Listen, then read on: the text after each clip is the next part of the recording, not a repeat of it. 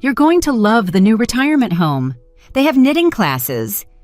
Penelope's smile was as fake as her eyelash extensions. Charles nodded like an obedient puppy, while Leo mentally counted the money they'd make from selling my properties. I just smiled and said yes, that it sounded like a wonderful idea, but inside, something shattered for good. They had chosen the most elegant restaurant in the city for this charade. The tablecloth was white linen, the crystal glasses reflected the golden evening light, and the aroma of fresh seafood filled the air. Everything was perfect for an emotional execution, all calculated to look like a celebration when it was really my funeral, and I was still alive. "Mom, we know you've been a little confused lately," Charles continued, his voice thick with a concern he didn't feel. He was wearing a gray suit I had bought him for his college graduation. Now he was using it to bury me. Confused. That word stabbed me like a dagger. I had faked a few memory lapses to test their patience, their love. I wanted to see if my children would take care of me when I truly needed them. The answer was right in front of me, wearing the very emerald green dress I had gifted her. "Dr. Miller says it would be for the best," Leo lied, avoiding my gaze. "A controlled environment, professional care, activities designed especially for people your age." People my age. As if turning 72 had made me a different species, something that no longer deserved respect or dignity. As if a lifetime of building a real estate empire from scratch meant nothing. "And the knitting classes are really therapeutic," Penelope added, touching my hands with fingers that burned with falsehood. "You can make tablecloths, scarves, useful things." Useful things. While they were carving up my properties like vultures over a fresh kill, I would be making tablecloths in a room that smelled of disinfectant and despair. "When would the move be?" I asked, keeping my voice as calm as a lake before a storm. "Tomorrow," Charles answered, far too quickly. "We've already made all the arrangements. You just need to sign a few papers and what will happen to my properties?" The silence that followed was so thick I could taste it. They looked at each other like children caught stealing from the cookie jar. Penelope cleared her throat, and Leo fiddled with his napkin until it nearly tore. "Don't you worry about that, Mom," Leo finally said. "We'll take care of everything. It's too much responsibility for you right now." Too much responsibility.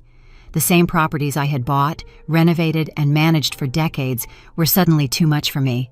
The same investments I had grown from an initial $5,000 to the $1.5 million I had now suddenly required younger minds. That night, I pretended to take the sleeping pills Penelope had given me. I spat them into a napkin when she wasn't looking. I needed to be wide awake for what was coming. At 11 o'clock, I heard their voices in my kitchen. They thought I was sound asleep. A fatal mistake. "The beach house is worth at least $300,000, Charles whispered, shuffling papers on my oak dining table. The table where I had signed my first real estate contract 40 years ago. And the downtown condo, another $200,000, not to mention the investments in the bank. "We have to act fast," Penelope murmured, pouring champagne into glasses I had given them for their anniversary, "before she realizes what's happening." Leo laughed, that cruel laugh he had developed after marrying her. "Realizes? Are you kidding? She asked me what time it was 3 times yesterday." A lie. I had feigned that confusion to test them, to see how much of my own blood had turned to poison. The answer burned in my gut like acid. "Look at this," Penelope said, waving a paper I recognized as my will. "Once she's in the home, we can argue mental incompetence. The lawyer is already prepped. $400,000 for the main house," Charles calculated, scribbling numbers in a notebook. $300 for the beach house. $200 for the condo, and the investments add up to another $600,000, almost $1.5 million in total. $1.5 million. The fruit of a lifetime of work, sacrifice, and smart decisions. They had calculated it down to the last cent while I was supposedly sedated in my own bed. "And the best part," Leo added with a smile I could hear from my bedroom, "is that she'll never know what all of this is really worth. She thinks it's just a few properties." They completely underestimated me. They thought I was a confused old woman who didn't understand numbers or business. They didn't know that every morning I reviewed my investments, that I knew the exact value of each property, that I had plans they couldn't even begin to imagine. At 5 a.m, while they slept off their drunken betrayal, I got dressed in my best black pantsuit. I took only the essentials: my passport, the jewelry I had hidden in a secret box, and the key to a safe deposit box in a bank in another city. In that box were the documents that would change everything. The taxi arrived on time. The driver helped me with my small suitcase and asked no questions. At the airport, I bought a one-way ticket to a coastal city where I owned a property they knew nothing about. During the flight, I closed my eyes and remembered my mother's words. "Margaret, never fully trust anyone, not even your own children. Blood can be corrupted, but dignity is eternal." She was right, and I was about to show them that a 72-year-old woman could be more dangerous than any enemy they had ever imagined. The plane landed in a city I hadn't visited in 30 years. Seabrook Shores, Florida, a name my children had never heard me speak, because some stories are too precious to share with those who don't deserve them. The salt air hit my face like a slap of memories. This was where it had all begun. This was where I had bought my first property with the life savings from my job as a secretary. $5,000 that seemed like a fortune back then. $5,000 that had grown into the empire my children wanted to steal from me. The taxi drove me through streets I recognized despite the passage of time. The palm trees were still there, taller now, their fronds whispering secrets to the wind. The old Florida-style homes maintained their quaint charm, though some had been renovated with that soulless, modern style. "Is this the right address, ma'am?"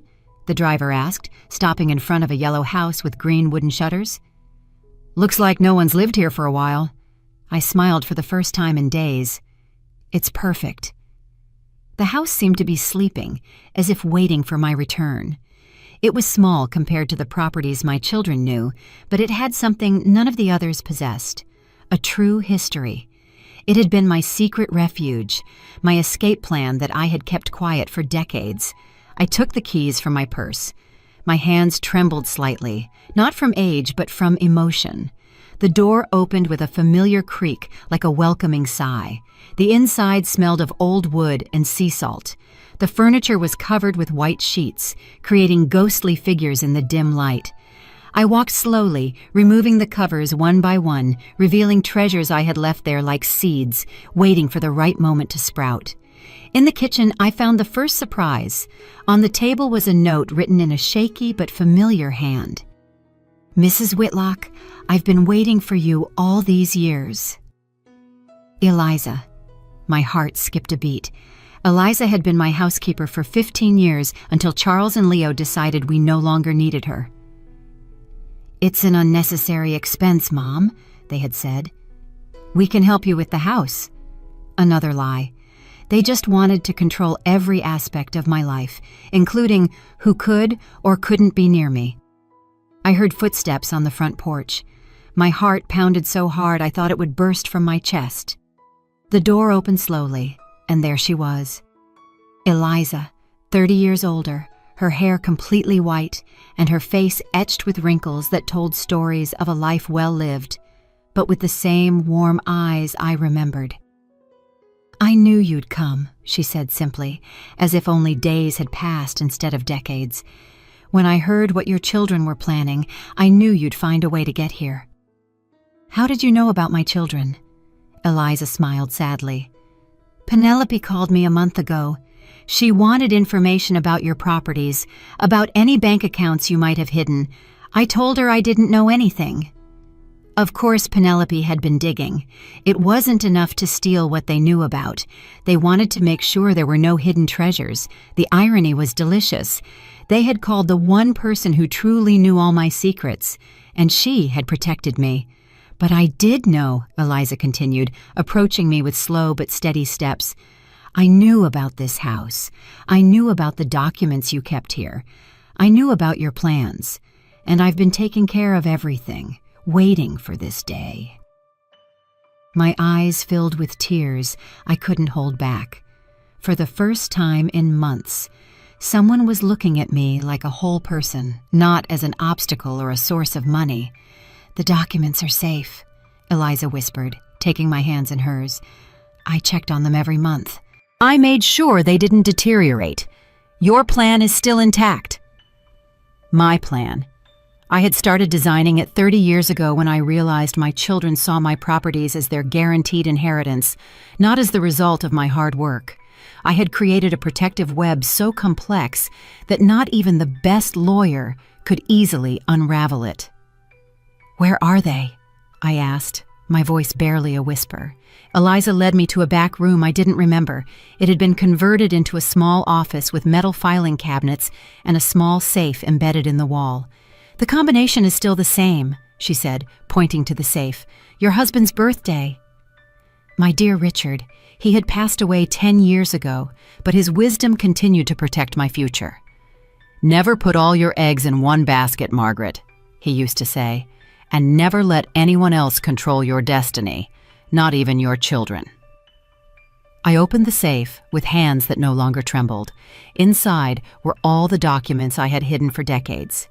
Deeds to properties my children didn't know existed, investments in international banks, a completely different will from the one they had photographed. But the most important thing was a thick folder marked with the initials HC, Hope Center. "Do you remember your dream?" Eliza asked, watching me as I reviewed the papers. "You wanted to create a place where older women could live with dignity, where they wouldn't be treated like burdens or nuisances." Of course I remembered. It had been my secret obsession for years. A home for women my age who had been abandoned by their families, betrayed by their children, or simply forgotten by a society that discards anyone who no longer produces money. "Everything is ready," Eliza continued. "The permits, the blueprints, the funds set aside specifically for this project. It just needed you to come back to activate it." Tears streamed down my cheeks uncontrollably. For months, I had felt my life was falling apart, that I had lost all purpose. But here was the proof that I had always had a bigger plan, a mission that transcended my children's pettiness. "Is there anything else?" Eliza said, pulling a cell phone from her purse.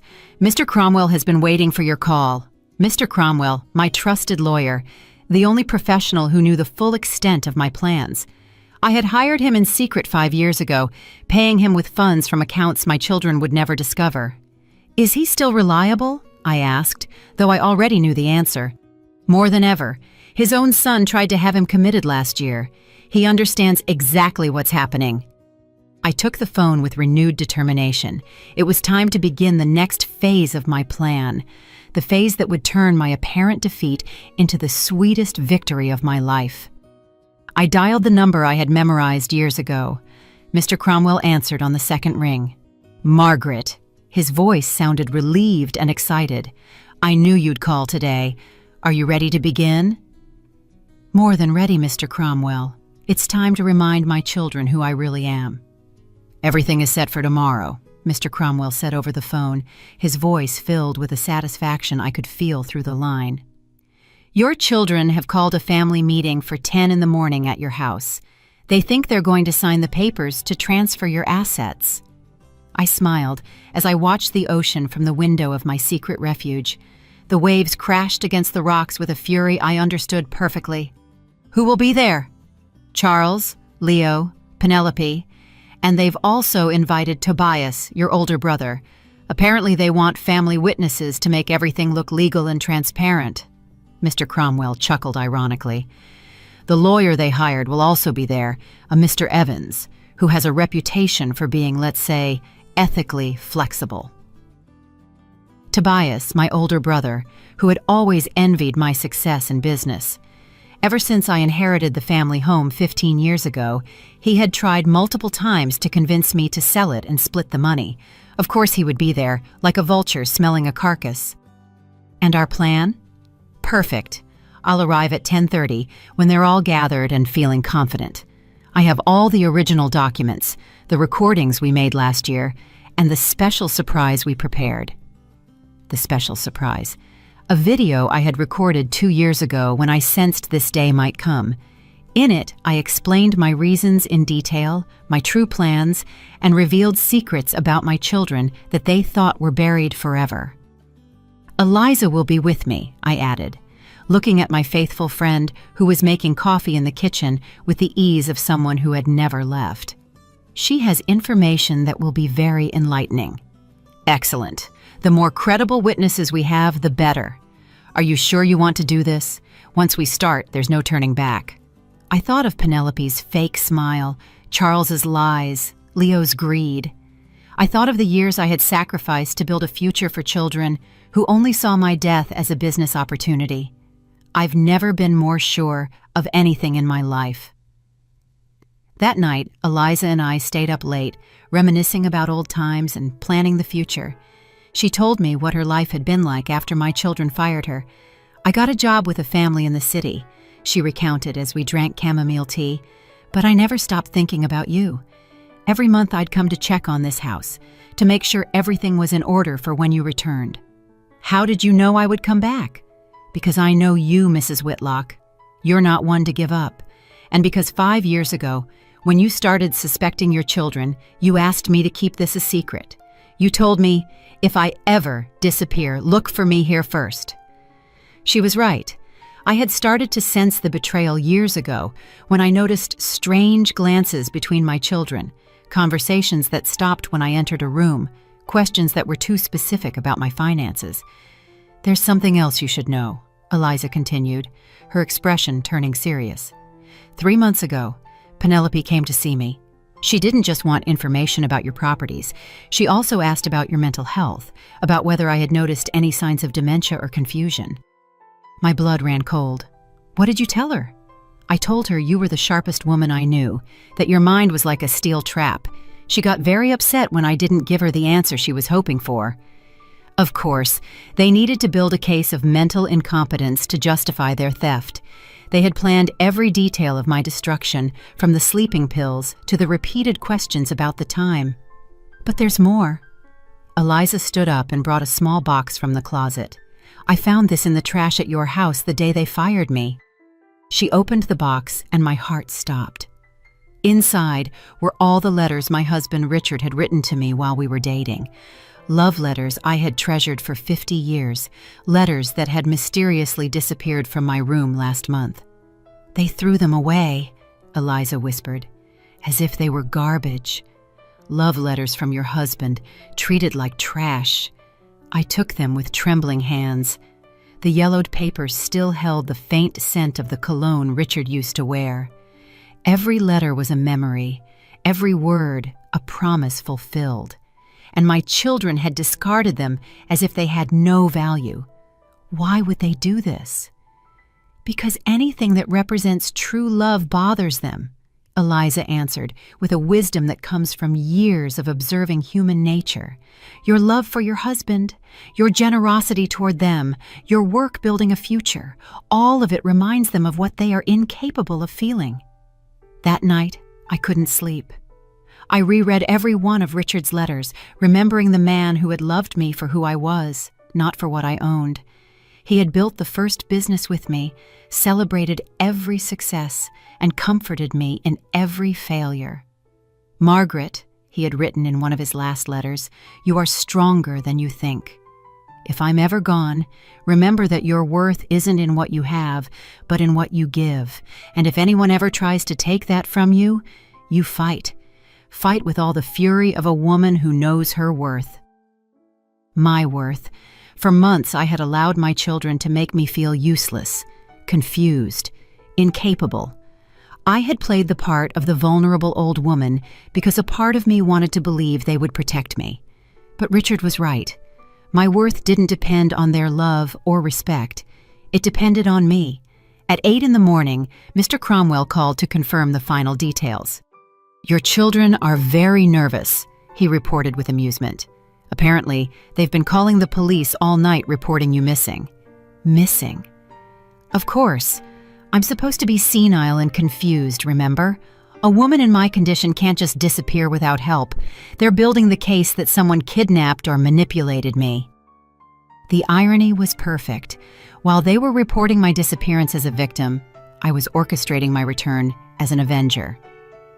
"Are you ready?" Mr. Cromwell asked. I looked at my love letters. I looked at Eliza laying out my best black dress. I looked out at the sea that had witnessed my first dreams. I had spent 72 years learning who I truly was. It was time to teach them the most important lesson of their lives. I'm ready to reclaim what's mine.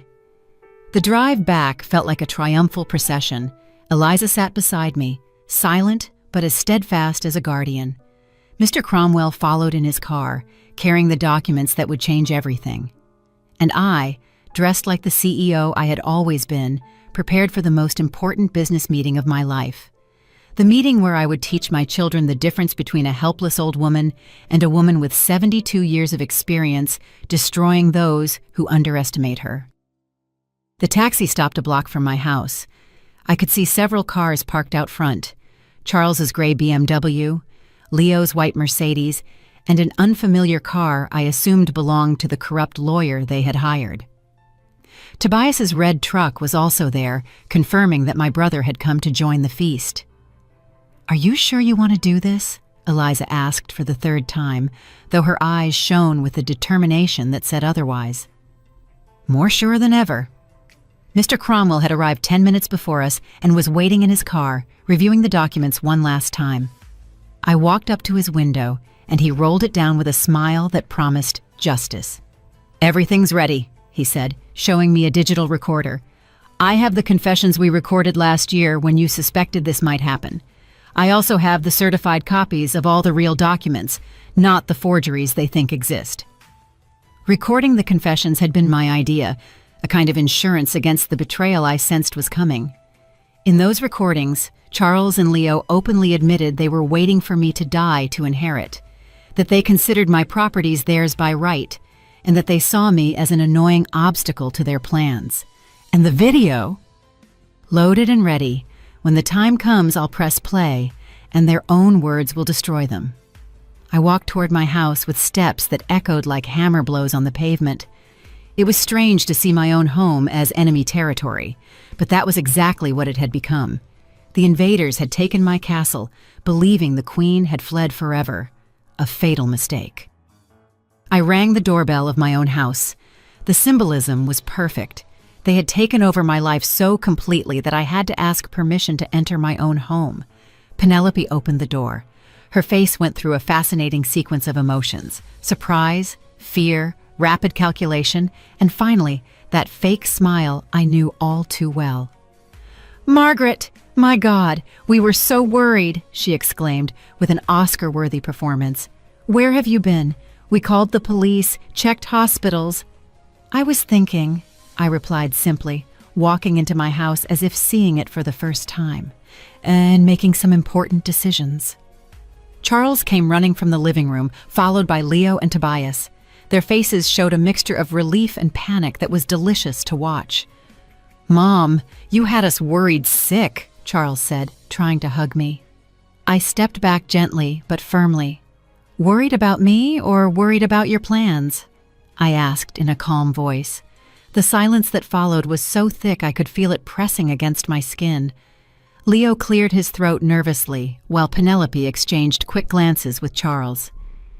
"I don't know what you mean," Leo muttered, but his voice trembled in a way that gave him away completely. "I think you know exactly what I mean." Just then, Mr. Cromwell knocked on the door. The lawyer they had hired stood up from the dining room table, where they had spread out all the papers for the fraudulent transfer of my properties. "Who is it?" asked Mr. Evans, a small man with a mustache who looked as nervous as my children. "My legal representative," I announced, my voice cutting the air like glass. "George Cromwell, specialist in elder fraud and asset protection." The color drained from my children's faces. Tobias took a step back, clearly regretting his involvement in this farce. Mr. Cromwell entered with Eliza at his side, carrying a briefcase that I knew contained the complete destruction of their plans. He introduced himself cordially to Mr. Evans, who immediately began to sweat profusely. "Mrs. Whitlock," Mr. Cromwell said formally, "I understand there are some documents that require your signature to transfer your properties to your children. That's right, I confirmed, watching as Charles tried to regain his composure. Perfect. But before we proceed, I need to verify a few legal details. Mr. Cromwell opened his briefcase and took out a thick folder. For example, I need to confirm that you are mentally competent to make this decision. Of course she's competent, Penelope interjected, far too quickly. It's just that sometimes she gets a little confused because of her age. Interesting. Mr. Cromwell smiled like a shark that has smelled blood. Because I have here a very recent medical report from Dr. Sanchez confirming that Mrs. Whitlock is in excellent mental health and has full decision-making capacity. I pulled the report from my purse. I had obtained it 2 days before my disappearance, anticipating this exact situation. I also have here, Mr. Cromwell continued, some very interesting recordings that were made in this very house exactly 1 year ago. The color completely vanished from my children's faces. Charles gripped the back of a chair as if he were about to faint. I don't know what you're talking about, Leo lied, but his voice was barely a whisper. Mr. Cromwell pressed play on his recorder. Charles's voice filled the room with crystal clarity. Let's just hope she dies soon. I'm tired of pretending I care. As soon as she's in the ground, we sell everything and split the money. Leo's voice followed. All we need is to find a way to declare her incompetent. After that, it'll be easy to take control of everything. And finally, Penelope's voice. She's just a stubborn old woman.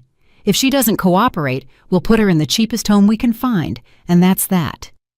The silence that followed was sepulchral. Tobias looked at me with genuine horror, clearly realizing what kind of conspiracy he had stumbled into. Those recordings are taken out of context, Charles stammered, but there was no conviction left in his voice. Out of context? Mr. Cromwell laughed without humor. I have 3 hours of similar recordings, all made with your mother's knowledge and consent, as she has suspected your intentions for years. Eliza walked to the table and gathered all the fake documents they had prepared. She reviewed them one by one with the authority of someone who knew every detail of my real papers. These documents are fraudulent, she announced. The signatures are forged, and several of the assets mentioned here don't even exist in the official records. That's impossible, protested Mr. Evans, but he was already packing his things, clearly wanting to flee the situation. It's very possible when someone has been planning to rob their own mother for years, I said finally, my voice filled with an authority that had been dormant for too long. And it's especially possible when that mother is much smarter than you ever imagined. Mr. Cromwell then took out the envelope containing the video I had recorded 2 years ago. The video where I revealed not only my true plans, but also some secrets about my children that would destroy them completely. Now, I said, sitting at my own table like the CEO I had always been, it's time to talk about the consequences of betraying the woman who gave you life. Their faces were perfect portraits of absolute terror, and I was just getting started. Sit down, all of you, I ordered, in a voice that allowed no argument. It's time for you to hear some truths you've been avoiding for years. Charles, Leo, and Penelope settled into their chairs like students being punished. Tobias remained standing, clearly uncomfortable with his involvement. Mr. Evans had tried to slip away, but Mr. Cromwell had discreetly blocked his exit. First, I began, pacing in front of them like a prosecutor before a jury, let's talk about real numbers. You believe my estate is worth approximately $1.5 million? I saw them exchange nervous glances. They had done their calculations in secret, believing I had no idea of the true value of my properties. You're off by more than $3 million. The silence was absolute. Even Eliza looked at me with surprise, though she knew I had secrets within secrets. My real net worth, I continued, savoring every second of their shock, including the properties you don't know about, the international investments, and the businesses I've been managing discreetly for decades, exceeds $5 million. Penelope turned as white as a sheet. Charles gripped the arms of his chair as if the world were shaking beneath him. $5 million, Leo whispered, his voice breaking. $5.2 million to be exact. Money you thought you could steal while I was playing with knitting needles in some deplorable institution. Mr. Cromwell opened his laptop and projected a presentation onto the wall. It was a detailed summary of all my properties, investments, and bank accounts. The numbers appeared one after another, each figure hitting my children like a financial slap in the face. Main house appraised at $600,000, beach house at $450,000, downtown condo at $300,000. But that's just the beginning. The following slides revealed properties they had never imagined. 2 condos in Miami, a small hotel in Key West, investments in growth funds, shares in 3 tech companies, and accounts in banks in Switzerland and Panama. How? Charles couldn't finish the question. How did a senile and confused woman manage to accumulate such a fortune without you noticing? I smiled with the satisfaction of someone who had been planning this moment for years. Very simple. You completely underestimated your mother. Eliza came forward and placed an additional folder on the table. There are also the businesses Mrs. Whitlock has been running discreetly, a real estate consultancy, 2 investment firms, and the project that matters most to her. What project? Penelope asked, her voice strangled. This was my favorite part, the moment I revealed the dream I had been secretly building for a decade. The Hope Center, I announced, watching their confused faces. A residential and service complex for older women who have been abandoned by their families, women whose children see them as burdens instead of human beings. Mr. Cromwell changed the slide, and a spectacular architectural rendering appeared. A beautiful complex with gardens, a library, art workshops, medical clinics, and dignified apartments for 200 residents. The land is already purchased, I continued. The permits are approved. Construction begins next month, and you, my dear children, have just become the primary inspiration for this project. I don't understand, Leo murmured. Every time you treated me like a useless old woman, every time you talked about me as if I were a piece of old furniture, every time you planned my future without consulting me, I added another service to the Hope Center. Thanks to you, it will be the best center of its kind in the entire country. Tobias finally spoke. Margaret, I didn't know about any of this. I thought this was just a normal family meeting. I know, Tobias. That's why you're not in legal trouble. But I pointed to my 3 black-hearted children, they are going to face the full consequences of their actions. Mr. Cromwell took the floor. Attempting to defraud a senior citizen is a federal crime. Forging documents is another federal crime.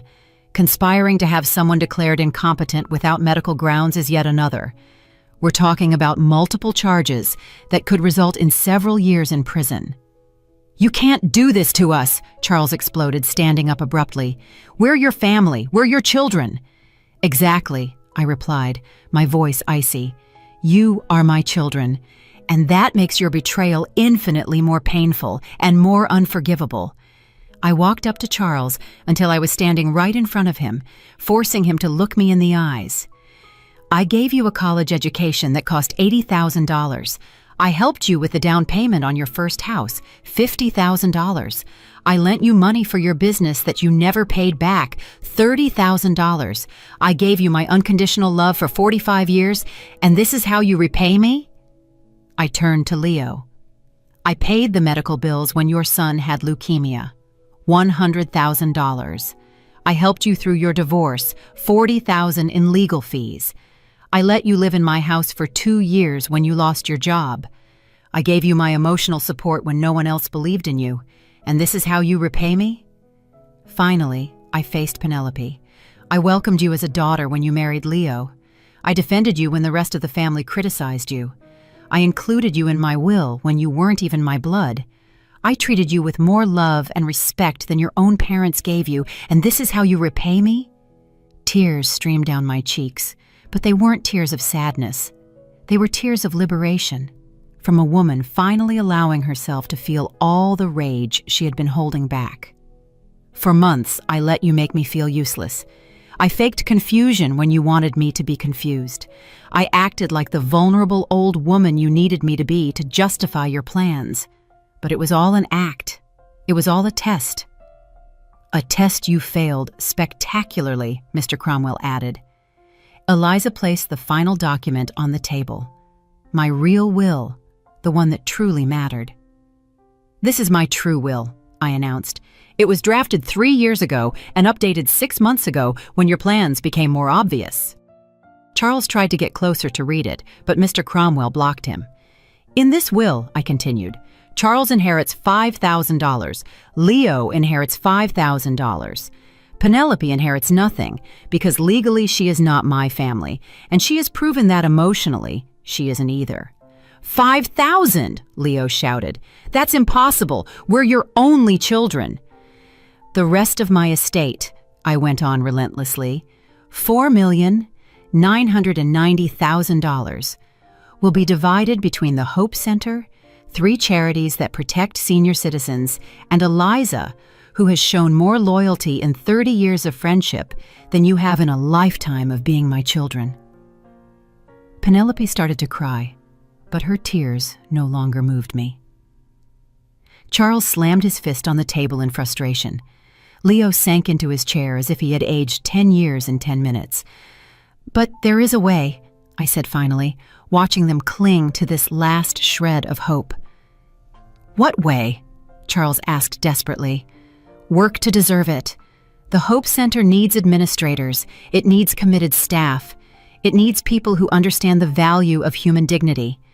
If you can prove over the next 5 years that you truly care about something more than money, if you can prove that you understand the damage you caused me and are willing to repair it, then we can talk about an inheritance." 5 years, Leo muttered.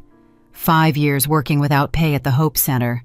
5 years proving you can value older people as human beings, not as obstacles. 5 years proving you deserve to be called my children. The silence stretched for several minutes. I could see their minds working, calculating, evaluating options that no longer existed. "And if we refuse?" Penelope asked defiantly. Mr. Cromwell smiled. "Then you face the criminal charges for fraud and attempted defraudation, and you lose any possibility of an inheritance forever." It was a perfect ultimatum. Justice with the possibility of redemption. Punishment with the opportunity for growth. Exactly what a mother should give. Consequences with love. Boundaries with hope. "The choice is yours," I concluded. "You can leave right now and never see me again. Or you can stay and begin the long road to regaining my respect and your own dignity. Your next words will determine whether I still have children or just strangers who share my blood." The silence stretched like an invisible web between us. I could see the gears turning in their minds, calculating losses and gains, pride versus economic survival. It was fascinating to watch my own children reduce our decades-long relationship to a simple mathematical equation. Charles was the first to speak, his voice hoarse with contained emotion. "Mom, we never really wanted to hurt you. We just thought that it was better for me to be locked away knitting while you spent my money," I interrupted. "That a 72-year-old woman had no right to decide her own life?" "It wasn't like that," Leo protested weakly. "We just wanted to make sure you were safe, taken care of." "Liar." The word shot out of my mouth like a bullet. "You wanted to make sure your bank accounts were full. The only security you were concerned with was financial." Penelope wiped her tears with the back of her hand, smudging her expensive makeup. "So what are we supposed to do now? How are we supposed to survive without money?" I finished for her.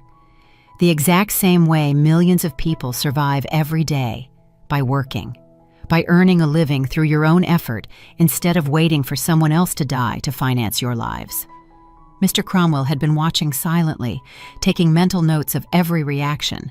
Now he spoke in a professional tone. "You have 24 hours to make a decision. If you choose the rehabilitation program at the Hope Center, you will start tomorrow morning. If you choose to leave, I have orders to proceed immediately with the criminal charges." "Tomorrow morning?" Charles paled. "But we have jobs, responsibilities." "You had jobs," I corrected. "Now you have a chance at redemption that, frankly, you don't deserve." I walked to the window, looking out at the garden I had tended for decades. The roses I had planted were still blooming, oblivious to the human drama unfolding behind them. Nature had that wisdom. It grew, it flourished, it created beauty regardless of betrayals or disappointments. "Do you know what the most painful part of all this has been?" I asked without turning around. "It wasn't discovering you planned to rob me. It wasn't hearing you count my money like vultures. The most painful part was realizing that you never really knew me." I turned back to them, watching their confused faces. For 72 years, I have been a woman who fights, who builds, who dreams. I started with $5,000 and turned it into over $5 million. I built a real estate empire with no one's help. I navigated a business world dominated by men and came out victorious. I raised 2 children while managing properties and making investments. My voice rose, filled with decades of accomplishments they had systematically ignored. "And you reduced me to a confused old woman who needed knitting classes. You saw me as an obstacle instead of the woman who built everything you wanted to inherit." Eliza came over and placed a hand on my shoulder. Her presence calmed me, reminding me that not all relationships are based on convenience. "Is there anything else you should know?" I continued, returning to my chair. "The Hope Center isn't just a charity project. It's my real legacy. It's proof that an older woman can change the world instead of just waiting for death in a room that smells like disinfectant." Mr. Cromwell changed the presentation on his laptop, showing the detailed plans for the center. It was beautiful. Modern buildings surrounded by gardens, spaces for art and music, a specialized library, medical clinics, and apartments that truly looked like homes. 200 women will live here, I explained. Women who were abandoned by greedy families, women who lost everything in late-life divorces, women who simply need a place to grow old with dignity. "It's impressive," admitted Tobias, who had remained quiet during the confrontation. "When do you plan to open?" "Construction begins in 6 weeks. The first phase will be ready in 18 months. And if my children decide to participate in their redemption, they will help build it." "What kind of work would we have to do?" Leo asked cautiously. "All kinds of work," Eliza answered before I could. "Cleaning, gardening, administration, resident care, real work, honest work. Work that will teach you the value of serving instead of being served." "But we don't know how to do that kind of work," Penelope protested. "You'll learn," I said simply. "The same way I learned to do business when I was your age. The same way I learned to invest in the stock market when I was 50. The same way I learned to use computers when I was 60. The difference is, I did it for ambition and growth. You will do it for survival and redemption." Charles stood up and began pacing the room, his hands trembling slightly. "This is surreal. 2 days ago we thought, and now, 2 days ago you thought you were the beneficiaries of a multi-million-dollar inheritance," I finished. "Now you know you are the protagonists of a lesson about the consequences of family betrayal." "And if we do it?" Leo asked. "If we work at your center for 5 years, will you really change the will?" The question I had been waiting for. The question that would determine if this was justice or vengeance. If, for 5 years, you demonstrate that you can value people for who they are instead of what they own, if you learn to give instead of just take, if you show the kind of character I had hoped I raised in you, then yes, I will modify the will. "How much?" asked Penelope, always direct when it came to money. "Enough for you to live comfortably, but not enough for you to turn back into the greedy people you are now. Let's say $500,000 each." $500,000. A fortune for most people, but only a fraction of what they had planned to steal. It was enough to reward real growth, but not so much as to eliminate the need to keep working and growing. "And the rest?" Charles asked. "The rest will remain with the Hope Center forever, to ensure that women like me are never again treated as burdens or inconveniences by their own families." Mr. Cromwell closed his laptop with a definitive click. "As I said before, you have 24 hours to decide. Tomorrow at 10 in the morning, you either arrive at the Hope Center construction site ready to work, or I file the criminal charges with the district attorney's office. He stood to leave, but before he walked out, he added, "And don't bother looking for other lawyers. I have copies of all the evidence in multiple locations. This is not a negotiation. It's an ultimatum." After Mr. Cromwell left, we sat in silence. The weight of the decision filled the room like toxic smoke. "Would you really have us arrested?" Charles asked in a small voice. "Were you really planning to put me in a nursing home while you sold my properties?" I countered. "Touché." Eliza came to my side. "Mrs. Whitlock, are you sure you want to give them this chance after everything they did?" "I'm sure," I answered, though my heart was still bleeding. "Because at the end of the day, they are still my children, and a mother never stops hoping her children will become the people she always believed they could be." It was my final gamble, my last hope that blood could be stronger than greed. Tomorrow, I would know if I had raised children or strangers.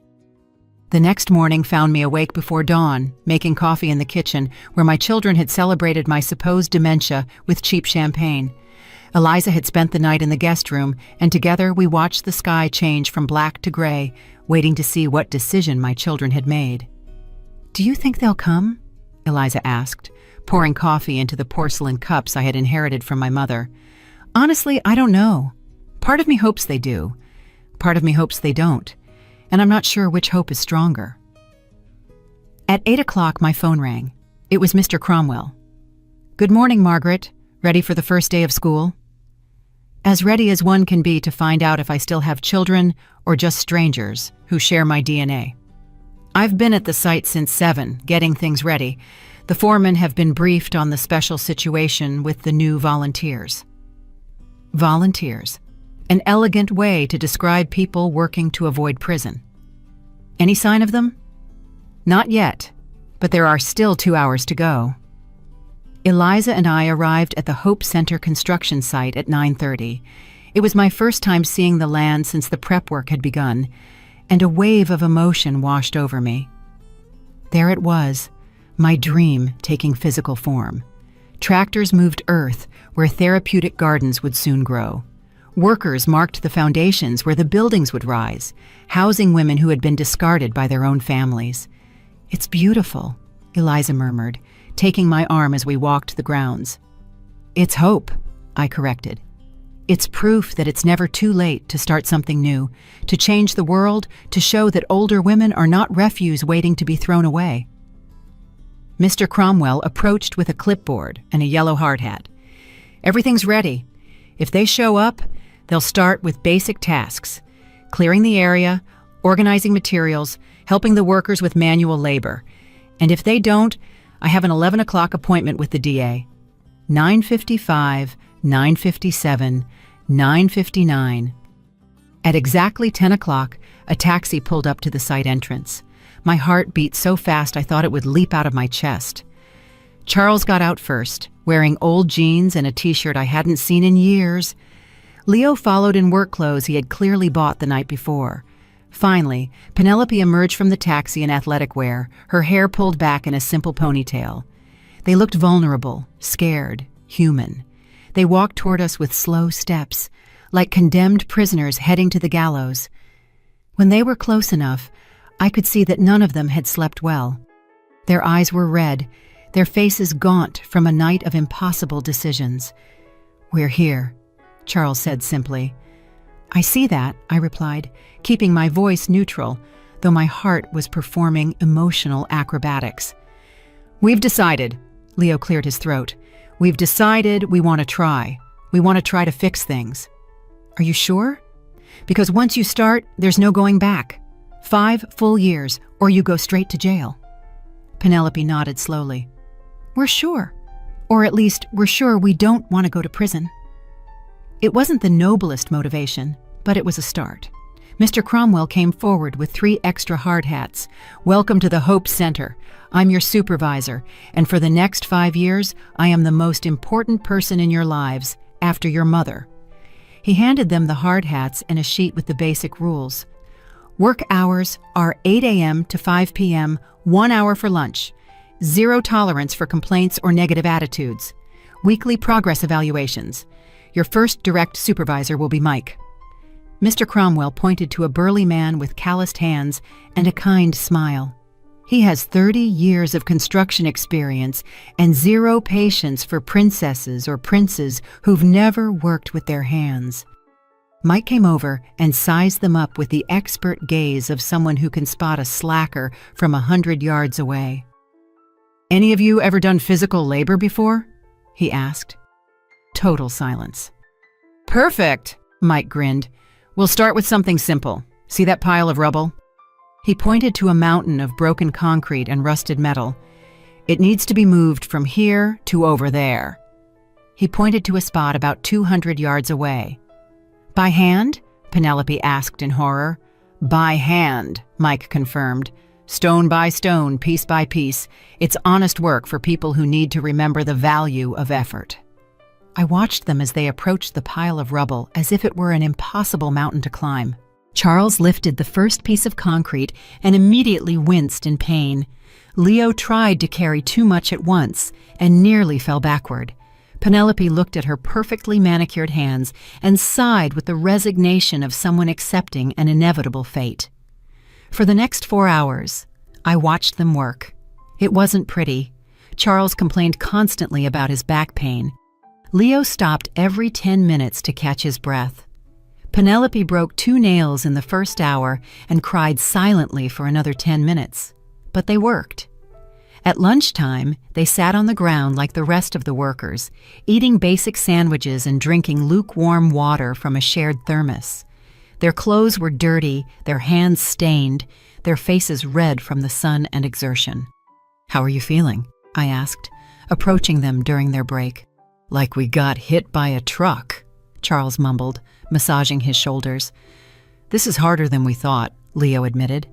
"And what did you think? That honest work was easy? That the people who build the world with their hands do it because it's fun?" Penelope looked at me with eyes that, for the first time, showed something resembling understanding. "I never thought about it. I never thought about how hard it must be to earn a living like this. Now you know. And this is just the first day of the next 1,825. The afternoon was even harder. Their bodies weren't used to the physical labor, and every movement became more difficult. But something interesting started to happen around 3 o'clock. They began to help each other. Charles carried some heavy stones that Penelope couldn't move. Leo brought water to Charles when he saw he was getting dehydrated. Penelope found extra gloves for Leo when she noticed his hands were getting raw. Small acts of consideration they hadn't shown each other in years. At 5 o'clock sharp, Mike blew a whistle. "First day's done. Tomorrow we start at 8 sharp. Be late, and we start over from scratch." My children walked toward the taxi they had called, moving like arthritic old people. Before getting in, Charles turned to me. "Mom, thank you for giving us this chance. I know we don't deserve it." "You don't deserve it yet," I corrected, "but maybe in 1,824 more days, you will." That night, Eliza and I had dinner in silence, processing the day's emotions. It had been strange to see my children reduced to exhausted manual laborers, but it had also been hopeful. "Do you think they'll make it?" Eliza asked as we washed the dishes. "I don't know, but for the first time in months, I'm curious to see what kind of people they'll become if they actually complete these 5 years." I looked out the window at the stars beginning to appear in the dark sky. The hardest part of this whole process had begun, waiting to see if justice could turn into redemption, if punishment could transform into growth. 5 years to find out if I still had children, or if I had finally found the strength to create something more valuable, a family built on mutual respect instead of convenience. Time would tell. 4.5 years had passed since that first day of rubble and tears. The Hope Center was no longer just a dream on architectural blueprints. It was a vibrant reality, with 200 women living full and dignified lives within its walls. I walked through the gardens my children had helped plant, watching residents participate in painting classes, book clubs, and adapted yoga sessions. The scent of roses and jasmine filled the air, mingling with the sound of laughter coming from the creative workshop area. "Mrs. Whitlock," greeted Alice, an 80-year-old woman who had come to the center after her family declared her too expensive to maintain. Now she ran our oral history program, helping other residents document their lives for future generations. Good morning, Alice. How is the memoir project going? Incredible. We have 50 complete stories already. Women who were nurses during wars, teachers who educated entire generations, mothers who raised 10 children while working in factories, stories that were about to be lost forever. This was exactly what I had envisioned, a place where older women were not seen as burdens, but as living libraries of wisdom and experience. Have you seen Charles this morning? I asked. He's in the kitchen, helping with the special breakfast for Carmen. She's turning 90 today. Charles in the kitchen. If someone had told me 5 years ago that my son would be preparing breakfast to celebrate the birthdays of elderly women, I would have laughed until I cried. Now it was just part of who he had become. I found him decorating a cake with the concentration of an artist. His hands, now calloused from years of manual labor, handled the piping bag with surprising delicacy. 90 pink roses or 90 blue roses? He asked without looking up, clearly knowing it was me who had entered. Definitely pink. Carmen says blue reminds her too much of hospitals. Pink it is, then. He continued decorating, adding small frosting flowers with a patience he had never shown in his previous life. You know, Carmen told me yesterday she was one of the first female accountants in her city. She managed the finances for 3 large companies back when women could barely open a bank account without their husband's permission. And what do you think of that? Charles finally looked at me, his eyes showing a depth that hadn't been there 5 years ago. I think I was an idiot for believing that age determined a person's value. Carmen knows more about finance than I ever did after 40 years in business. It was an acknowledgement not just of his mistake with me, but of his fundamental misunderstanding of what it means to grow old. Where are Leo and Penelope? Leo is in physical therapy with Mercedes, helping her with her rehabilitation exercises. Penelope is in the beauty salon. The beauty salon had been Penelope's idea during her 2nd year. She had noticed how many residents became depressed after losing access to basic grooming, so she had proposed creating a space where they could maintain their personal dignity. Now she managed a small salon where the women got their hair done, received adapted manicures, and felt beautiful regardless of age. I walked to the salon and found Penelope gently massaging the arthritic hands of a woman I recognized as Miriam, a former professor who had come to the center after her daughter abandoned her in a public hospital. "Does that hurt?" Penelope asked with genuine concern. "Not at all, dear. Your hands are magic. My fingers haven't felt this good in years." Penelope had changed physically over the years. She no longer wore excessive makeup or designer clothes. Her beauty was more natural now, more authentic. But the most noticeable change was in her eyes. Where there was once greed, there was now compassion. "Mrs. Whitlock," she greeted me when she saw me, "are you here to see the new hand treatment I developed for arthritis?" "I came to see you," I answered honestly. She blushed slightly. Over the years, she had learned to value recognition for her work, not for her ability to manipulate situations. "Can I talk to you for a moment?" She finished Miriam's treatment and we went out to the garden. We sat on a bench overlooking the entire complex. It was my favorite place to reflect, where I could see the fruit of decades of dreams turned into reality. "How do you feel?" I asked. "Tired," she admitted. "But it's a different kind of tired. Before, I was tired of pretending to be someone I wasn't. Now I'm tired from working hard, but I sleep better than ever." "Do you regret anything?" Penelope was silent for several minutes, watching a group of residents practicing Tai Chi on the lawn. "I regret being so blind," she finally answered. "I regret seeing only the money instead of the extraordinary woman who had earned it. I regret trying to steal instead of trying to learn." They were words I had waited years to hear, but now that I heard them, I realized I no longer needed them. Her transformation had made them unnecessary. And what have you learned? That respect isn't inherited, it's earned. That age brings wisdom, not incompetence. That caring for others is more satisfying than being cared for by others. She paused. And that you weren't just my rich mother-in-law. You were an example of what a woman can achieve if she doesn't accept limitations. Those last words hit me like a ray of sunshine after years of storm. Leo came running from the rehabilitation area, clearly excited. "Mom, Mercedes walked 10 steps without help, 10 whole steps!" My youngest son, who once couldn't show genuine emotion for anything that wasn't money, was beaming over the physical progress of an 85-year-old woman who wasn't even his relative. "She says she wants to walk to her rose garden next week," Leo continued, breathless from running and excitement. Can you imagine? 6 months ago, she could barely sit up without help. And what are you going to do to help her achieve that? I already spoke with the physical therapist. We're going to create a special strengthening program. I'll be with her for every session. He stopped, realizing what he had said. If that's okay with you, of course. It was the first time in years he had asked my permission for something that clearly mattered to him for the right reasons. That sounds perfect, Leo. That afternoon, Mr. Cromwell came to visit for our monthly review meeting. We sat in my office at the center, surrounded by photographs of residents, certificates of recognition, and letters from grateful families. "How do you evaluate them?" he asked, reviewing his notes from the past few months. "They've changed in ways I didn't think possible," I admitted. "Not just in their work here, but in who they are as people." "Do you think it's genuine, or are they acting to impress you?" It was the question I had asked myself for months. At first, they were definitely acting, but there's something about the work here, about caring for others, that reveals a person's true character. You can't fake compassion for 4.5 years.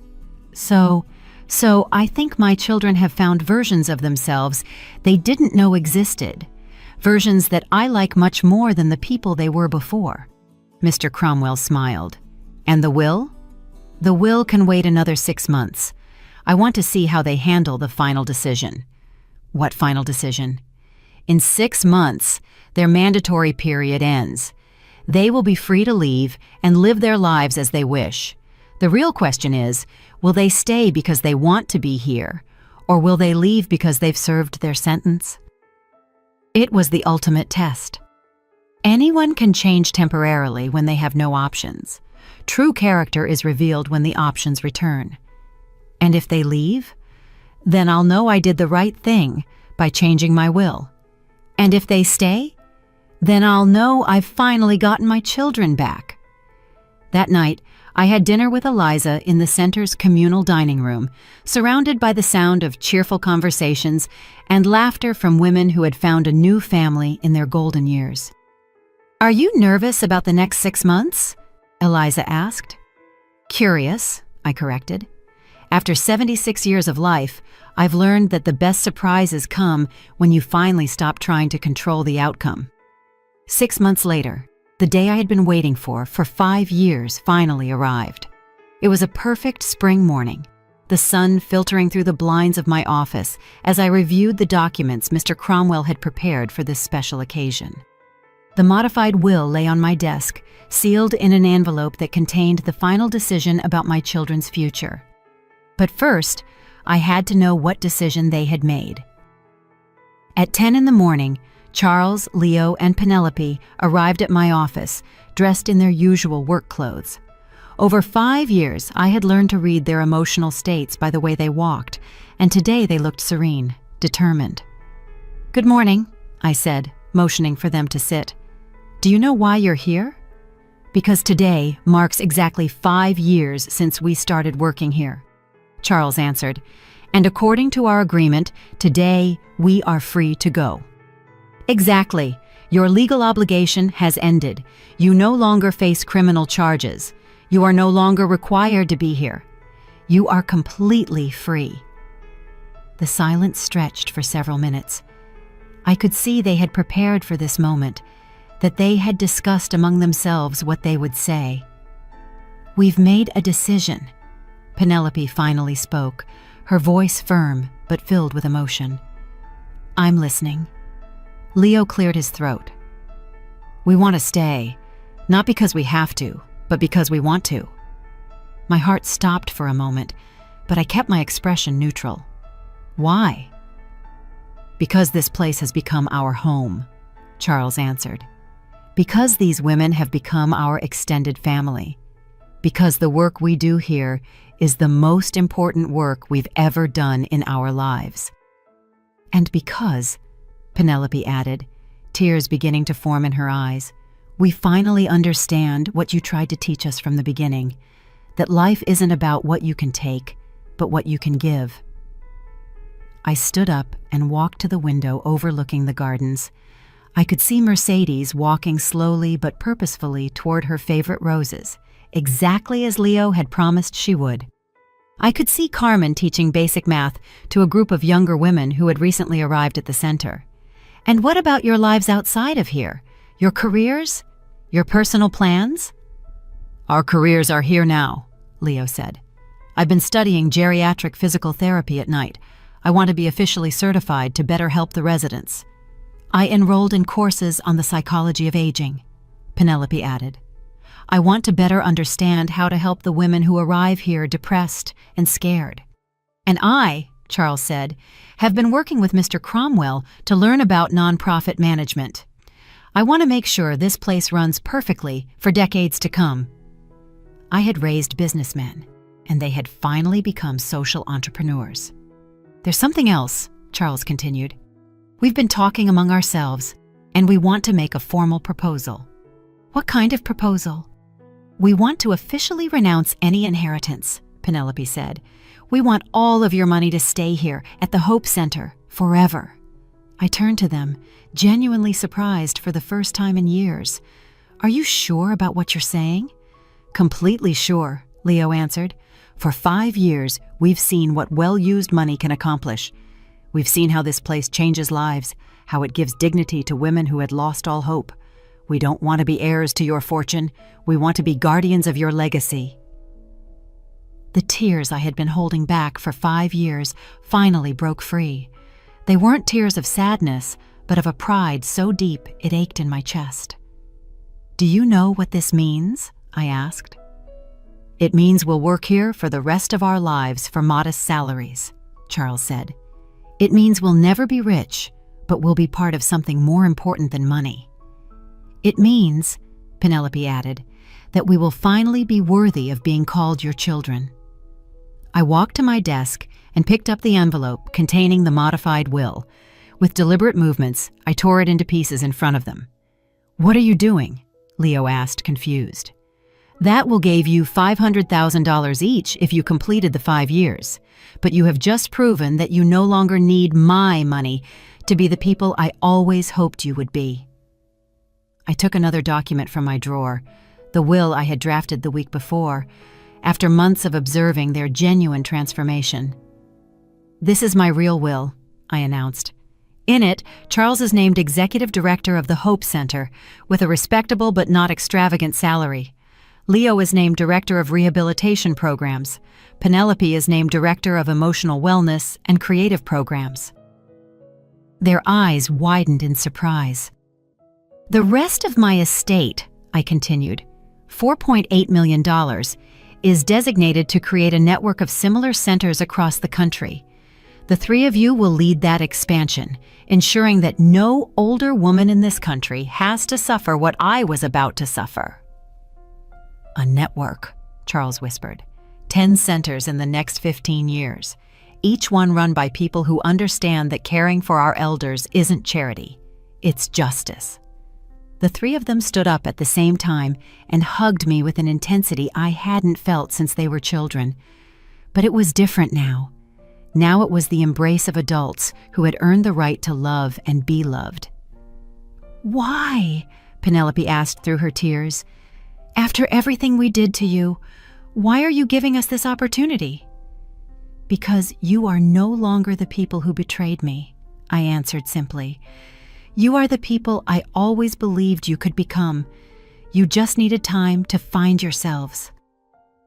That afternoon, we held a meeting with all the center's residents to announce the changes. The conference room filled with curious and excited women, many of whom had developed genuine relationships with my children over the years. I have the honor of announcing, I said from the impromptu podium, that the Hope Center will not only continue to operate indefinitely, but will expand to help thousands more women. The applause was deafening. And I have the even greater honor of announcing that my children, Charles, Leo, and Penelope, have chosen to dedicate their lives to this mission. Mercedes stood up slowly, leaning on her cane. Mrs. Whitlock, may I say something? Of course, Mercedes. Your children came here as a punishment, but they are leaving as a blessing. They cared for us when we were sick. They comforted us when we were sad. They celebrated with us when we were happy. I don't know what kind of mother one has to be to raise children who can change so much, but you are an example to us all. That night, I had dinner with my children and Eliza in the communal dining room. It was the first time in 5 years that we were together as a real family, not as supervisor and employees, not as victim and perpetrators, but as people who loved and respected each other. What are you going to do now? Eliza asked. Now, Charles answered, we're going to change the way this country treats its senior citizens. We're going to make sure, Leo added, that no woman has to choose between dignity and security in her old age. And we're going to prove, Penelope concluded, that a family can be rebuilt on a foundation of respect instead of convenience. After dinner, I went out to the main garden alone. It was my nightly ritual, to walk among the flowers we had planted and reflect on the day. But tonight was different. Tonight I could finally rest. At 76, I had achieved something few mothers ever do, not just raising successful children, but transforming lost children into extraordinary human beings. The legacy I would leave would not be measured in dollars or properties. It would be measured in changed lives, in restored dignity, in love that had been turned into action. I looked up at the stars shining over the Hope Center and remembered the words Richard had written to me in one of his last letters. The real legacy is not a monument. It's a map. He was right. I had created a map for other families to find their way back to love, a map that my children would now carry to thousands more women. Vengeance had become redemption. Justice had become grace. And I, a woman who had been on the verge of being buried alive by her own family, had found a way to resurrect not only my own life, but the lives of everyone around me. It was finally the kind of legacy worth leaving. Và thật lòng mà nói, cảm giác đó là hoàn toàn hợp lý. Bởi vì những câu chuyện này không chỉ là giải trí, chúng gắn với lịch sử thật, những khó khăn thật, những cảm xúc thật. Nên mình luôn cố gắng không bao giờ tiếp cận chúng một cách hời hợt. Mọi thứ trên kênh này, dù là hư cấu, đều được xây dựng từ sự cẩn trọng, từ việc học hỏi, từ việc lắng nghe, từ việc cố gắng thấu hiểu. Dù mình biết rằng mình sẽ không bao giờ hiểu hết được tất cả mọi thứ. Và điều đó rất là quan trọng với mình, bởi vì mình không ở đây để nói thay ai cả. Mình cũng không ở đây để thay thế cho tiếng nói của bất kỳ ai. Mình ở đây như một người kể chuyện, một người tin rằng nếu câu chuyện được kể bằng sự tôn trọng và chân thành thì nó có thể tạo ra sự kết nối, thay vì chia rẽ. Và điều đó thực sự có ý nghĩa với mình. Mình cũng muốn bạn biết rằng mình luôn học hỏi. Mỗi bình luận, mỗi góc nhìn, mỗi phản hồi, mình đều đọc, đều suy nghĩ và cố gắng cải thiện. Vì vậy nếu có điều gì mình làm chưa tốt, mình luôn sẵn sàng lắng nghe. Không phải để tranh luận, không phải để bảo vệ cái tôi, mà là để hiểu hơn và làm tốt hơn. Bởi vì cuối cùng, kênh này không phải là chỉ về mình.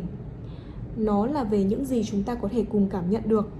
Là về một không gian nơi tình yêu không bị giới hạn bởi màu da, bởi định kiến hay bởi những khuôn mẫu mà xã hội đặt ra. Là về việc cho thấy rằng sự kết nối, một sự kết nối thực sự có thể tồn tại ngay cả trong những hoàn cảnh mà người ta nghĩ là không thể.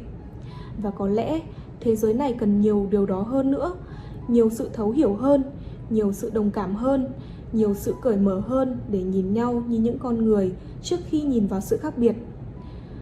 Vì vậy, khi bạn xem xong video này, mình không chỉ muốn bạn nhớ câu chuyện, mình muốn bạn nhớ cảm giác mà nó mang lại, những khoảnh khắc khiến bạn dừng lại, những khoảnh khắc khiến bạn suy nghĩ, bởi vì chính những điều đó mới thực sự có ý nghĩa. Nó nhắc chúng ta rằng dù chúng ta khác nhau về xuất phát điểm, về văn hóa, về trải nghiệm, chúng ta vẫn có thể kết nối với nhau theo những cách vượt qua tất cả những điều đó. Và đó là một điều rất mạnh mẽ. Nếu câu chuyện này đã chạm đến bạn, dù chỉ một chút thôi, thì cảm ơn các bạn rất nhiều vì đã ở lại đây với mình. Cảm ơn các bạn vì đã lắng nghe, đã cảm nhận và đã là một phần của không gian này. Và mình hy vọng các bạn sẽ tiếp tục đồng hành cùng mình trong những câu chuyện tiếp theo. Những câu chuyện về tình yêu, về sự can đảm và về sức mạnh của việc dám kết nối trong một thế giới đầy rào cản. Hẹn gặp lại các bạn ở những câu chuyện tiếp theo. Hãy giữ cho trái tim mình luôn rộng mở và đừng bao giờ đánh giá thấp sức mạnh của một tình yêu dám vượt qua mọi giới hạn. Bye!